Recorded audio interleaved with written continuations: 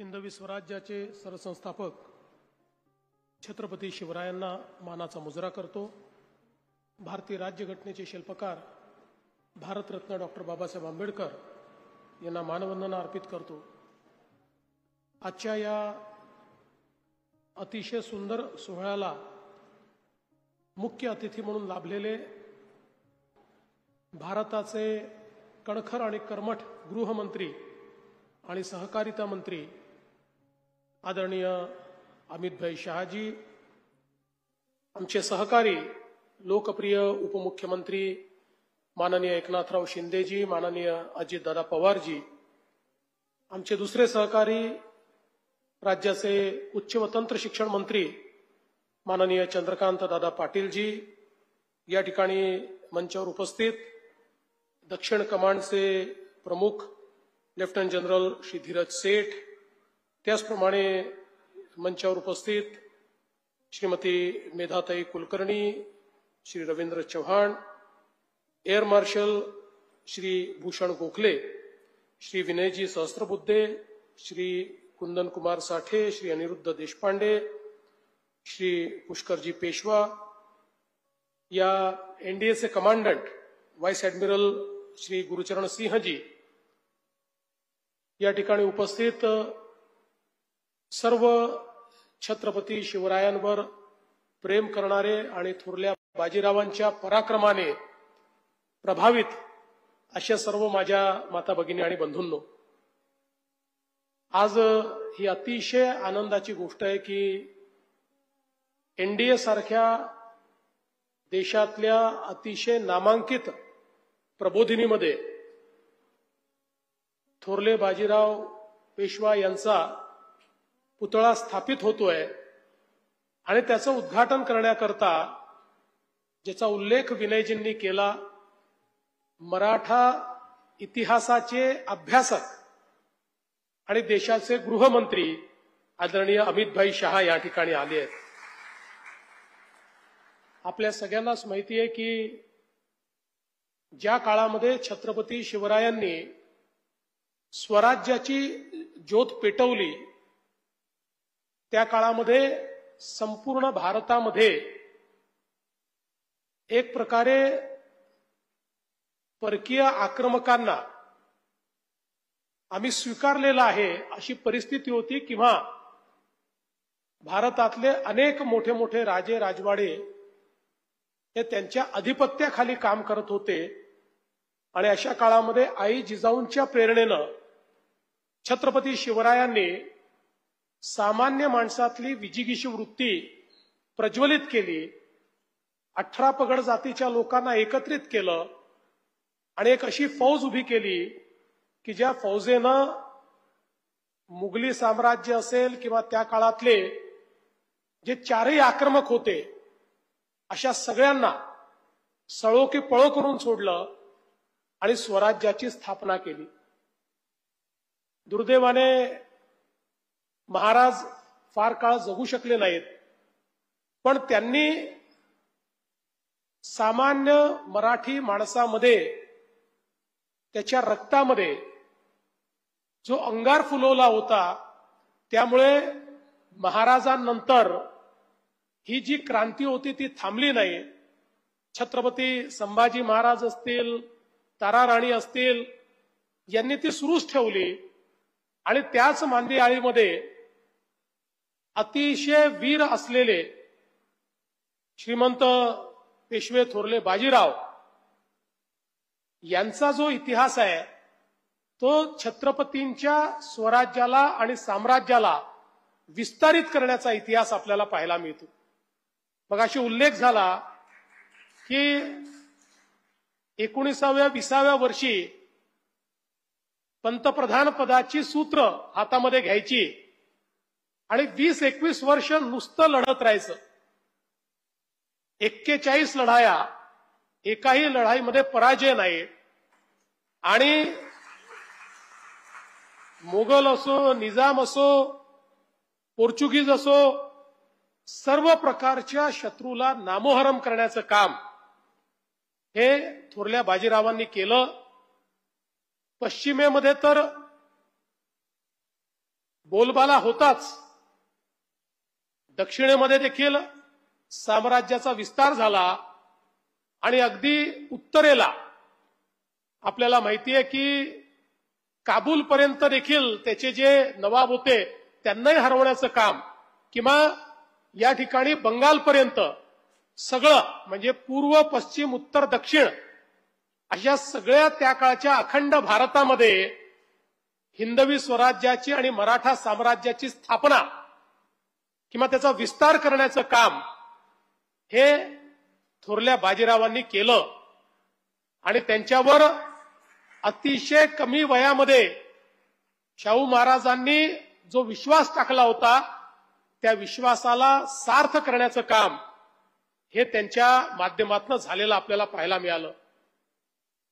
त्यांच्या लढाईच्या संदर्भात, त्यांच्या रणनीतीच्या संदर्भात अनेक गोष्टी आपल्याला वाचायला मिळतात.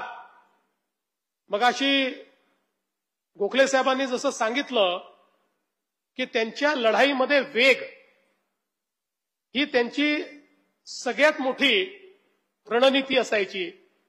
आणि असं म्हणतात की जेव्हा मुघली साम्राज्याची सेना एका दिवसामध्ये 8 ते 10 किलोमीटर प्रवास करायची, त्यावेळी अशा प्रकारची सेना थोरल्या बाजीरावांनी तयार केली होती की जी 60 ते 80 किलोमीटर संपूर्ण सेना प्रवास करू शकायची. अशा प्रकारची सेना आणि त्यांचं हे जे युद्ध कौशल्य होतं, आपल्याला माहितीये की मोंटेगोमेरी, जनरल मोंटेगोमेरी जे एक प्रकारे दुसऱ्या महायुद्धाच्या निर्णायक युद्धाचे नायक ठरले आहेत, त्यांनी जगातल्या योद्ध्यांच्या संदर्भात जे पुस्तक लिहिलं त्या पुस्तकात त्यांनी पालखेडच्या लढाईचा त्या ठिकाणी उल्लेख केला आणि strategically one of the best war अशा प्रकारे थोरल्या बाजीरावांचा उल्लेख देखील त्यांनी केलाय. आणि म्हणूनच खऱ्या अर्थानं आपण जर बघितलं तर इंग्रजांनी आणि त्यानंतर काही प्रमाणात स्वकीयांनी देखील आमच्या इतिहासातल्या अनेक नायकांवर अन्याय केला, किंबहुना आपल्या हिंदवी स्वराज्याचा आणि मराठी साम्राज्याचा इतिहास आपल्या इतिहासातनं डिलीटच करून टाकला. आपल्याला असं वाटलं की मुघलांनंतर थेट इंग्रजच आले आणि त्यांनीच आपल्यावर राज्य केलं आणि त्यामुळे आपले अनेक जे महानायक होते यांचा विसर आपल्याला पडला.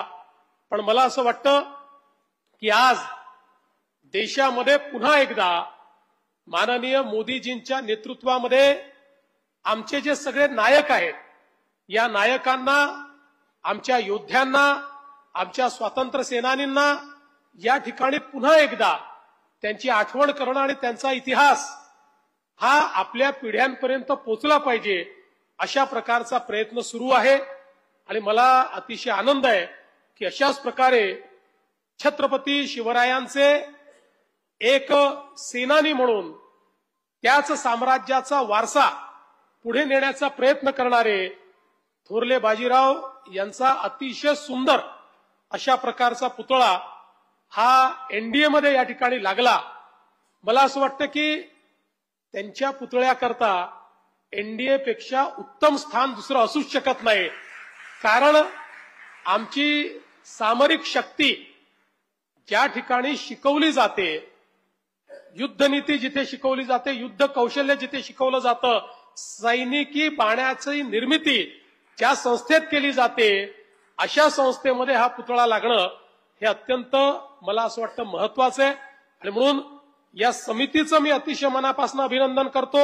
समितीसोबत ज्यांनी पुतळ्याकरता मदत केली, ज्यांनी या ठिकाणी पुतळा तयार केला, ज्यांनी आर्किटेक्ट म्हणून काम केलं, त्यांचं मनापासून अभिनंदन करतो. विनयजी ज्यांनी याच्यामध्ये पुढाकार घेतला त्यांचे मनापासून अभिनंदन करतो. आणि विशेषतः आपल्या संपूर्ण मराठा इतिहासावर प्रचंड प्रेम करणारे माननीय अमितभाई शाह यांनी या पुतळ्याच्या निर्मितीमध्ये आलेल्या अडचणी दूर केल्या, त्याबद्दल त्यांचे देखील मनापासून आभार मानतो आणि एनडीएचेही मनापासून आभार मानतो. आणि माझे 2 शब्द संपवतो. धन्यवाद. जय हिंद, जय महाराष्ट्र. धन्यवाद माननीय देवेंद्रजी. आपण आपल्या व्याख्यानामध्ये पालखेडच्या लढाईचा उल्लेख केला. आपल्याला सांगायला मला आनंद होत आहे की बाजीराव पेशवे प्रतिष्ठानच्या वतीनं येत्या काही महिन्यात पालखेडच्या भूमीवरती राष्ट्रीय दर्जाचं स्मारक आम्ही निर्माण करतो आहोत. त्यासाठी आपले आशीर्वाद आम्हाला हवे आहेत. अब मैं आमंत्रित करता हूं भारत के 140 करोड़ लोगों के प्रतिनिधि माननीय अमित भाई हमें संबोधित करें.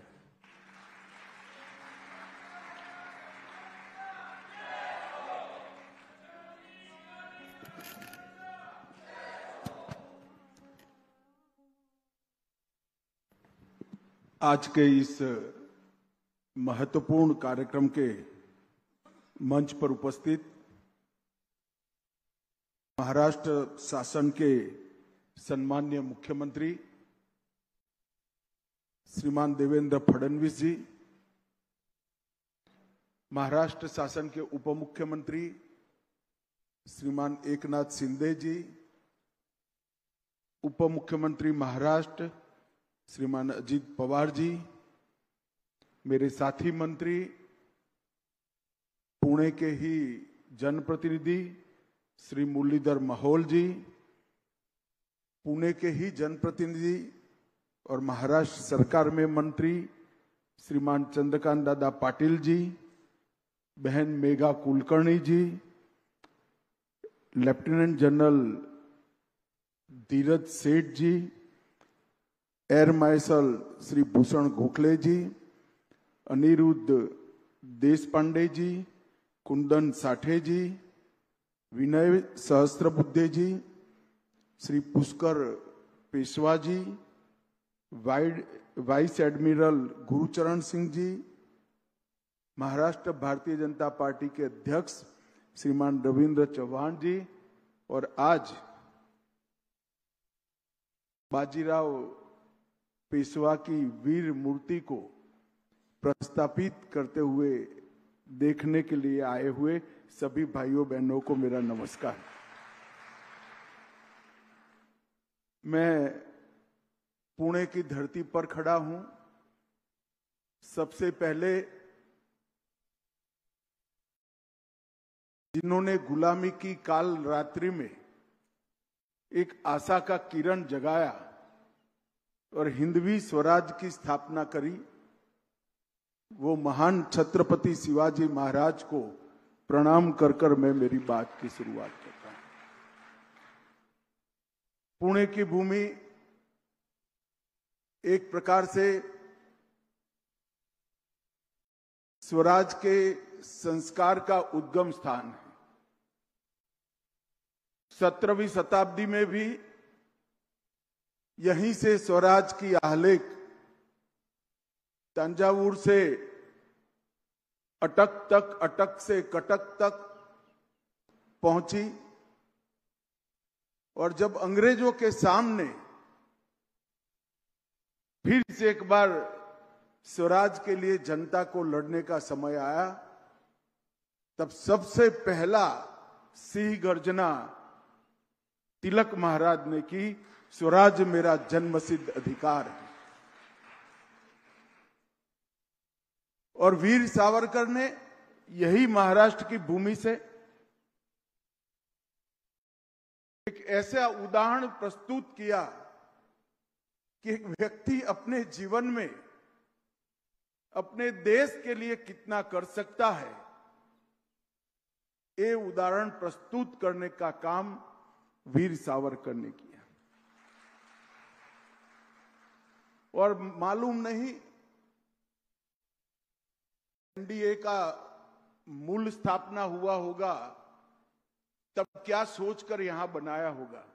कहते हैं कि यहां टेम्परेचर और वातावरण बहुत अच्छा था इसलिए बनाया होगा, मगर अंग्रेजों को मालूम नहीं था कि कैसी जगह पे वो नींव डालने जा रहे हैं जो आने वाले एक सदी तक भारत की सुरक्षा का संस्थान बनेगा. वो आज हमारा एनडीए.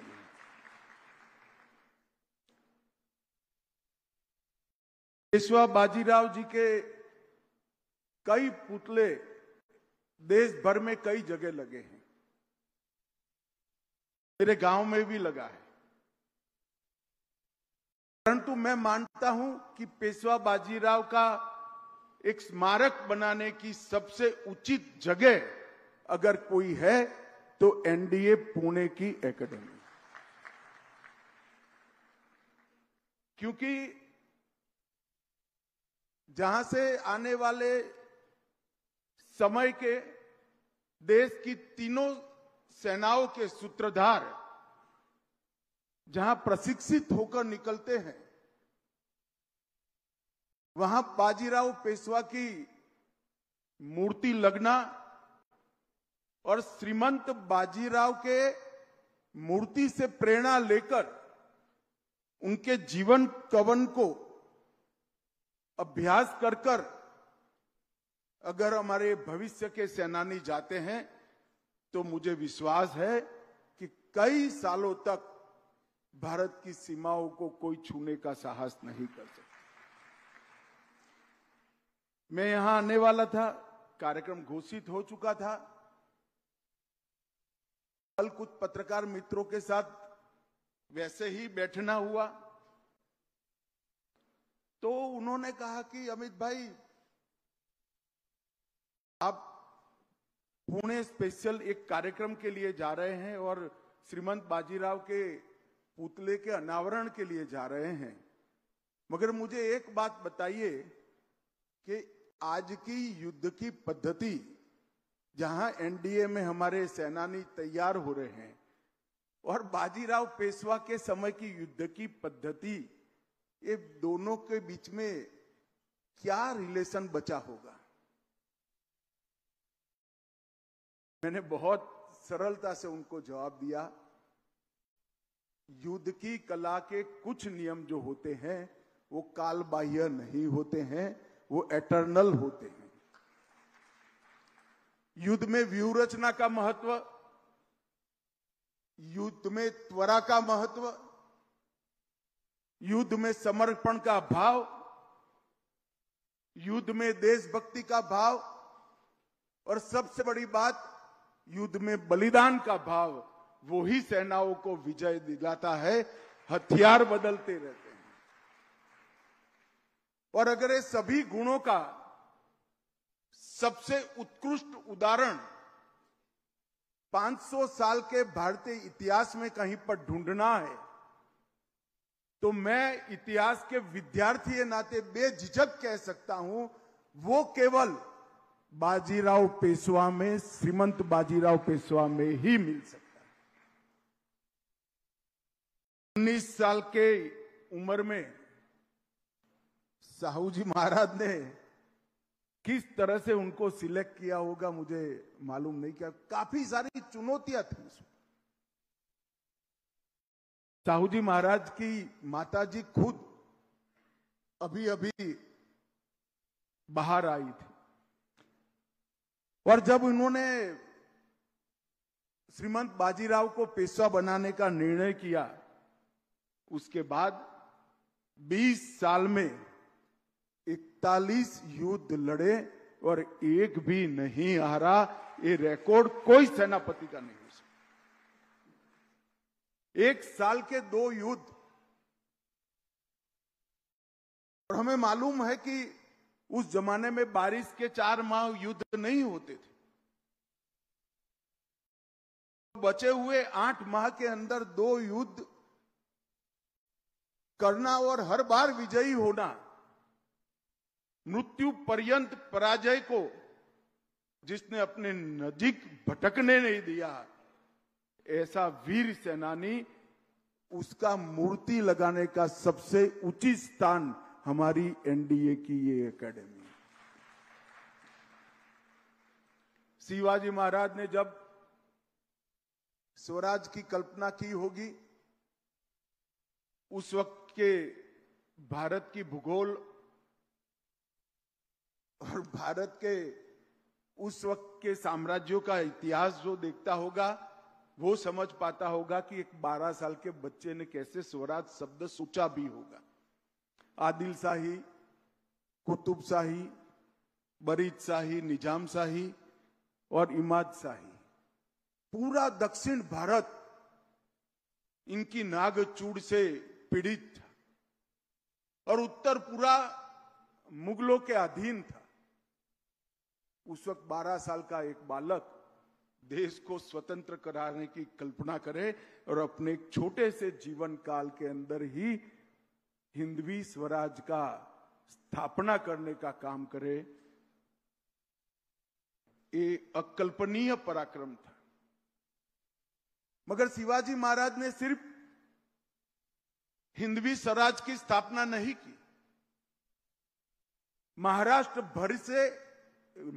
भर के किशोरों के मन में, बालकों के मन में, युवाओं के मन में स्वराज के संस्कार भरने का काम किया। और जब शिवाजी महाराज नहीं रहे, धर्मवीर संभाजी महाराज, वीर ताराबाई, धनोजी, संतोजी, कई सारे लोगों ने शिवाजी महाराज की परंपरा को आगे बढ़ाया और स्वराज की ज्योत को बुझने नहीं दिया। मगर जब साहू जी महाराज मुगलों की कैद से मुक्त होकर आए और जब मराठी साम्राज्य के 2 टुकड़े हो गए, सब लोग मानते थे अब शायद कठिन होगा।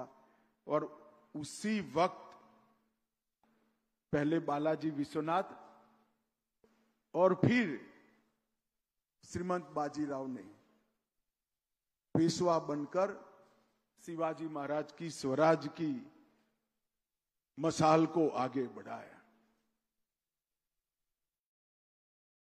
श्रीमंत बाजीराव के मृत्यु के 10 साल के अंदर ही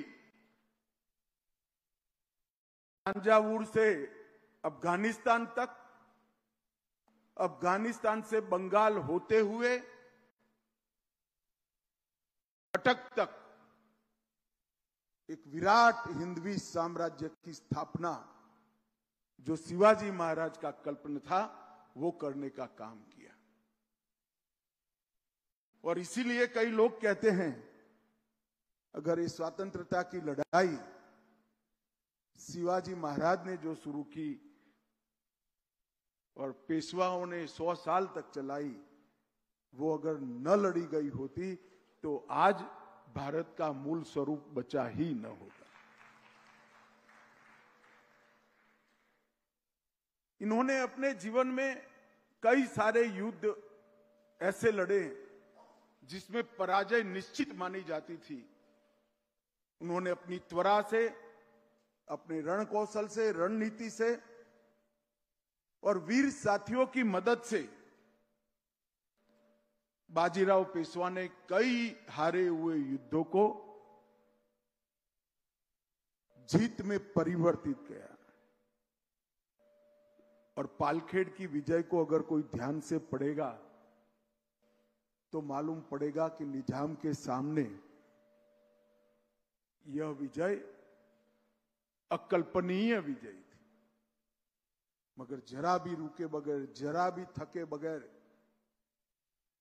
हर जगह जहां जहां गुलामी की निशानी थी वो ध्वस्त कर कर स्वतंत्रता का दीप प्रगटाने की शुरुआत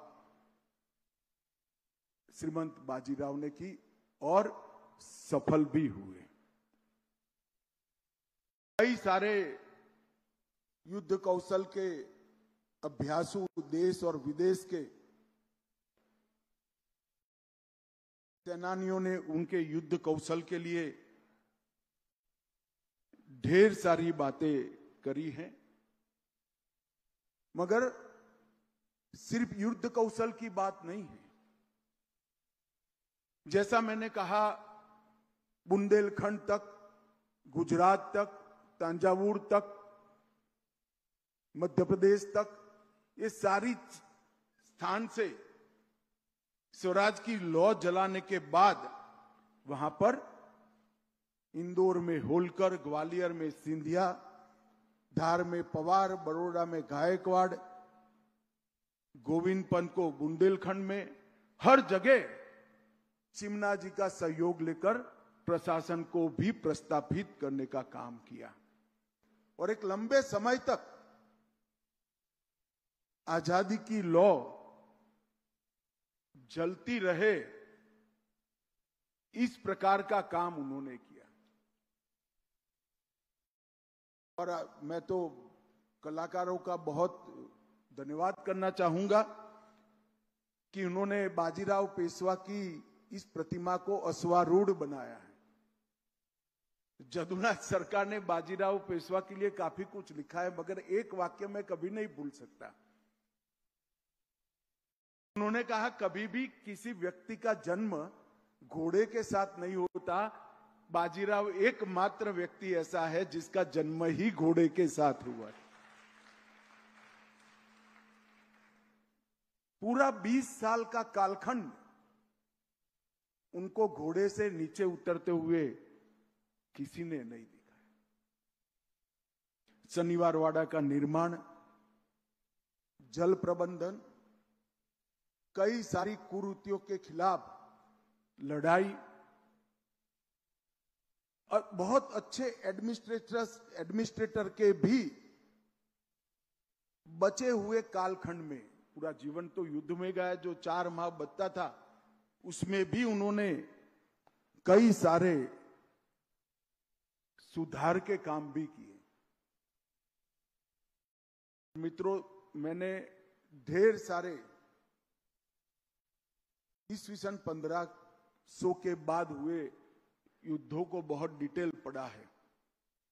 मैंने कहीं पर भी ऐसी सेना का वर्णन नहीं सुना जिसमें एक सिपाही और 3 घोड़े की व्यवस्था थी।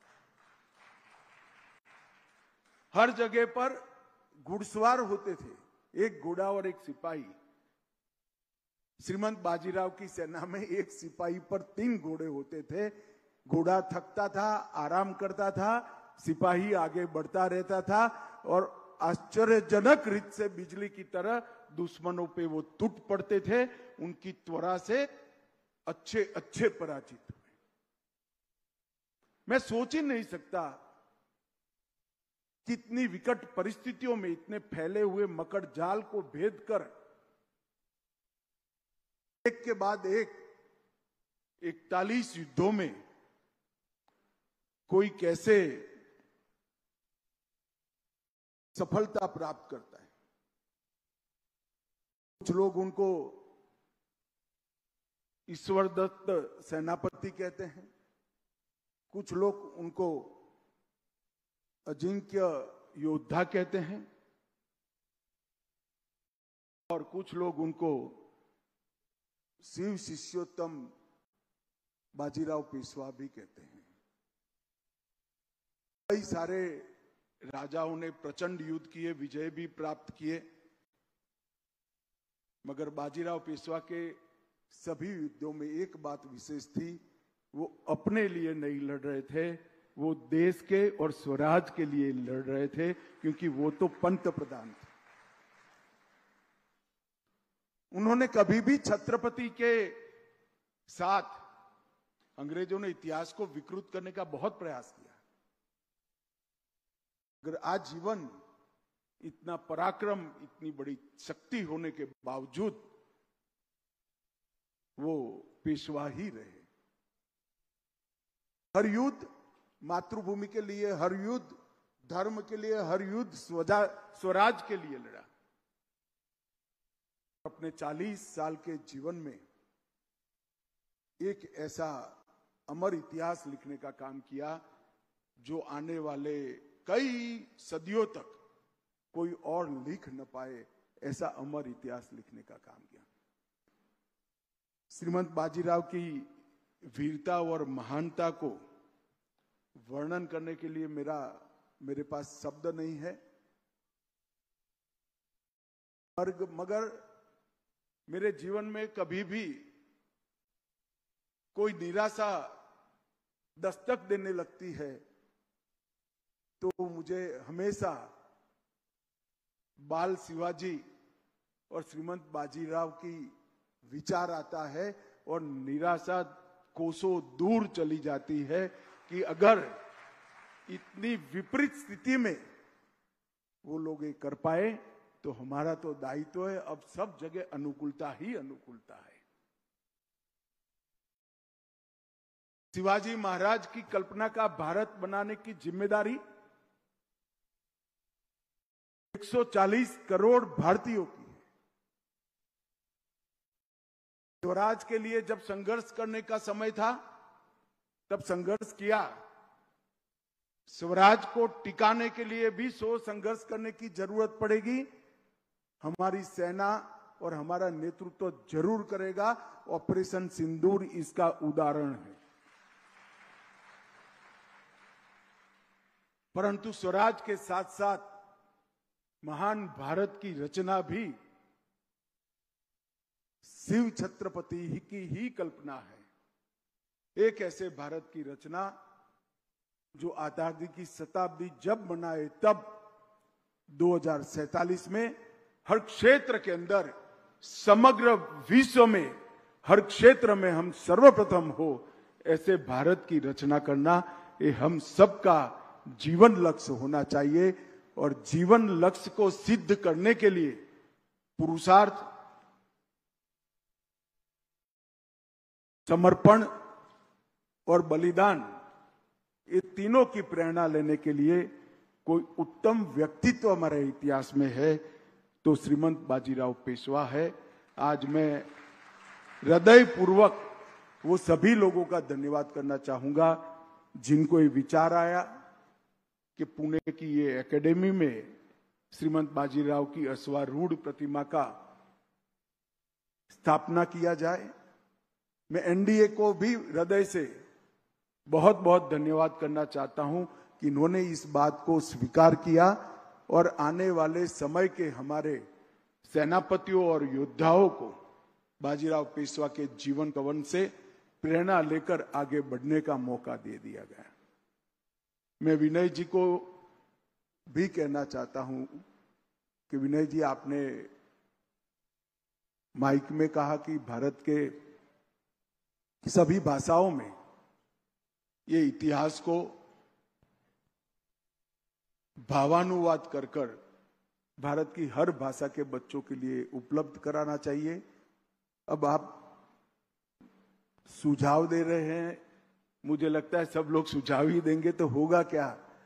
मैं आपकी मदद जरूर करूंगा, आप ही शुरुआत करिए तो ये काम बहुत जल्दी पूरा हो जाएगा।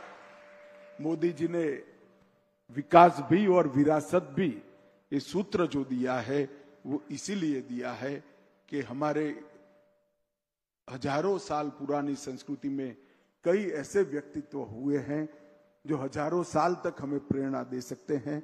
वो इतिहास को हमारे युवाओं के लिए, हमारे योद्धाओं के लिए उपलब्ध कराना ये बहुत जरूरी है।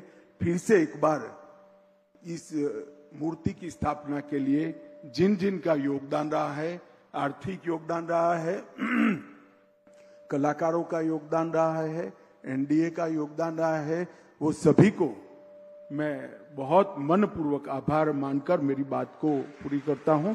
धन्यवाद।